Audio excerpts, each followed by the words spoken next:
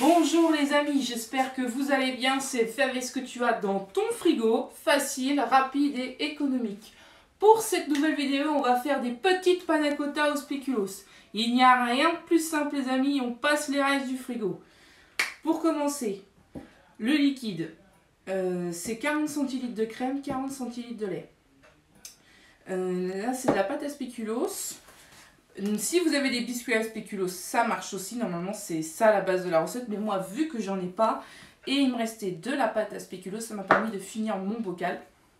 Et donc voilà. Donc c'est 100 g de spéculoos, que ce soit en biscuit ou en pâte. Et là, on va utiliser de la feuille de gélatine qu'on va mettre à tremper au moment de l'ébullition.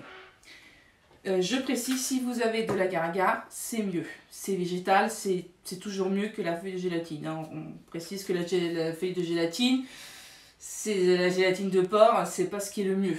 Hein. Voilà, l'agar-agar, c'est beaucoup plus sain et c'est végétal. C'est à base de parties, c'est à base d'algues. Voilà, exactement, c'est ça. Et bien, on va mettre tout ça à chauffer et je vous retrouve sur ma gâterie. Le voilà de retour. Donc là, on va mettre à chauffer tranquillement. En même temps, on va pouvoir ajouter notre pâte à spéculoos quand la crème sera un peu plus à température. Et voilà, c'est moitié crème, moitié lait. Si vous voulez faire que crème, il n'y a pas de souci. Hein. Ça sera encore plus onctueux, mais moi je fais ça pour que ce soit quand même un peu plus léger.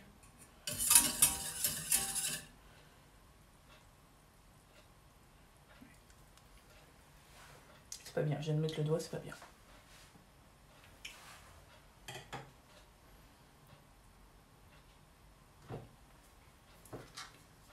Ouais, je vais ajouter la pâte spéculoos.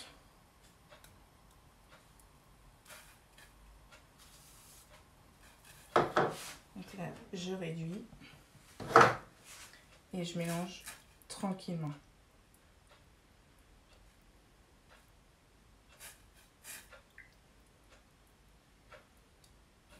Déjà, la pâte à spéculoos, c'est plus intense en goût. Mais le biscuit fait très bien l'affaire aussi.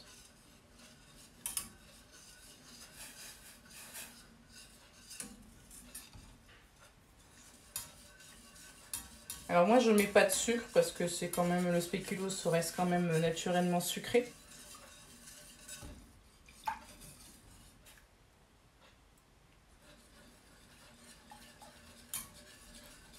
Voilà, vous voyez. Ça. La crème change de couleur. Là je mélange jusqu'à temps que la pâte à spéculoos soit vraiment infusée.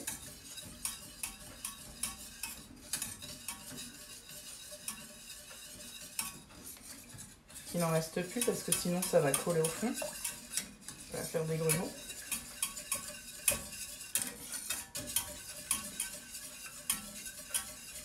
L'idéal, ça va être de servir ça avec un petit coulis de fruits rouges, framboises, ou avec des framboises fraises.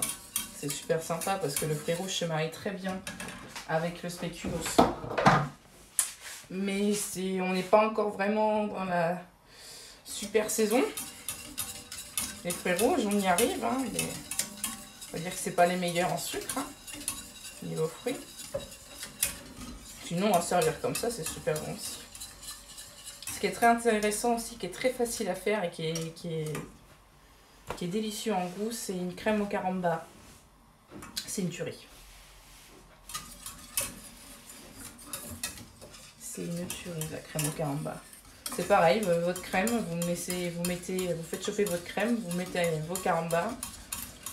Vous le versez une fois que c'est bien chaud, bien fondu. Vous le versez dans un plat. Et c'est super. Si j'ai l'occasion, je vous ferai une vidéo. Quand j'aurai des carambars dans mon placard. Là, c'est pas le cas.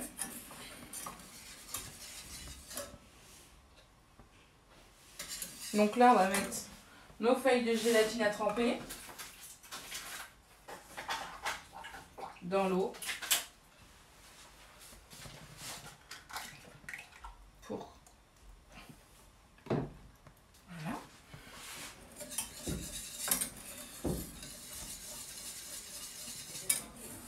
Si vous utilisez de la pâte de spéculoos, c'est normal que ça s'épaississe. Hein. Mais il faut quand même utiliser un peu de gélifiant pour vraiment que ça tienne. Sinon, ça va pas le faire.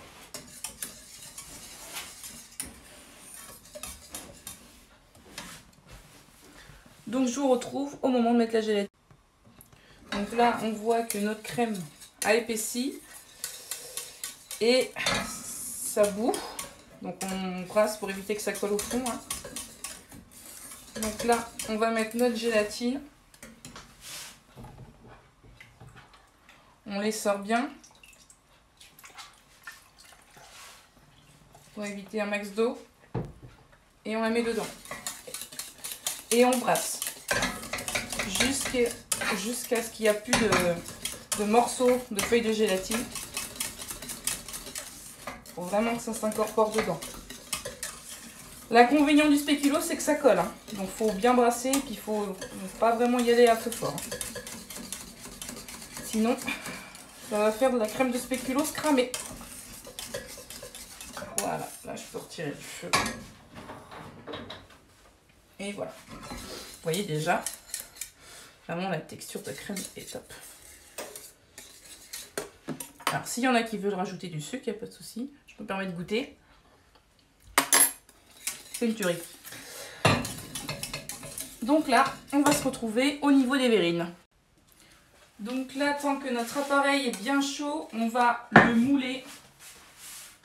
Donc quand je dis mouler, c'est-à-dire qu'on va incorporer notre crème dans nos verrines à chaud, parce que sinon, si vous attendez que ça soit froid, ça va figer. Et là, après c'est mort pour les mouler dans les verrines. Après, c'est à la hauteur que vous désirez. Je fais ma marigorette, moi.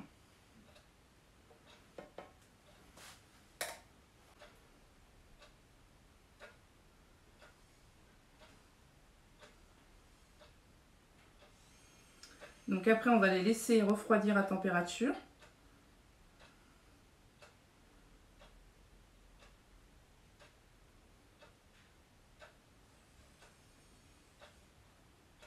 Alors j'ai mis 8 verrines à peu près, hein, donc je vais voir si ça fait vraiment les 8 verrines.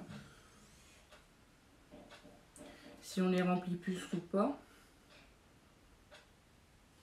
Donc ça c'est idéal quand vous... On peut les faire largement à l'avance. Hein. Enfin il faut parce qu'il faut quand même un temps de repos pour que ça refroidisse et pour que ça se gélifie. Mais la gélification, si je peux le dire, elle va se faire très rapidement. C'est surtout pour que ça refroidisse. On va les laisser refroidir à température. Et ça va... Ouais, vous voyez, ça fait quand même 8 verrines.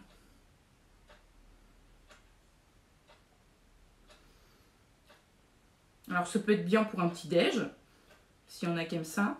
Pour un goûter, pourquoi pas. Pour un apéro dînatoire qu'on ne sait pas quoi faire en dessert. Et on reste sur le thème des tartines, des tapas. On est vraiment dans le thème.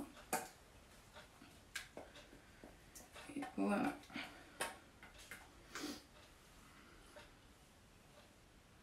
Tac. Ouais, je pourrais peut-être en faire une de plus. Bon, voilà. C'est pour la présentation. Je pourrais en faire une de plus. Je ne veux pas trop non plus les charger. Donc, voilà. On a 8 verrines.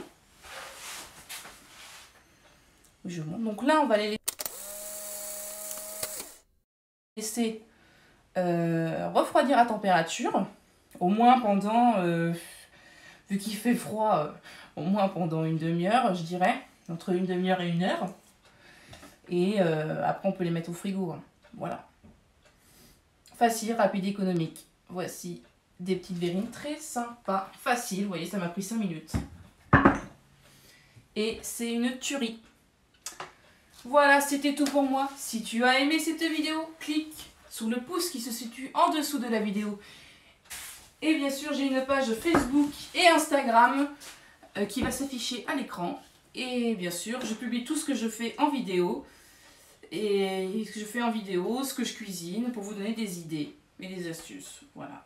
C'était tout pour moi. Et bien sûr, si on envoie un petit mail à l'adresse qui va s'afficher, si vous avez besoin de quantité de recettes, il n'y a pas de souci, n'hésitez pas, c'est gratuit. Voilà, je vous fais des gros bisous, je vous dis à la prochaine vidéo. Et n'oublie pas, c'est Fave ce que tu as dans ton frigo.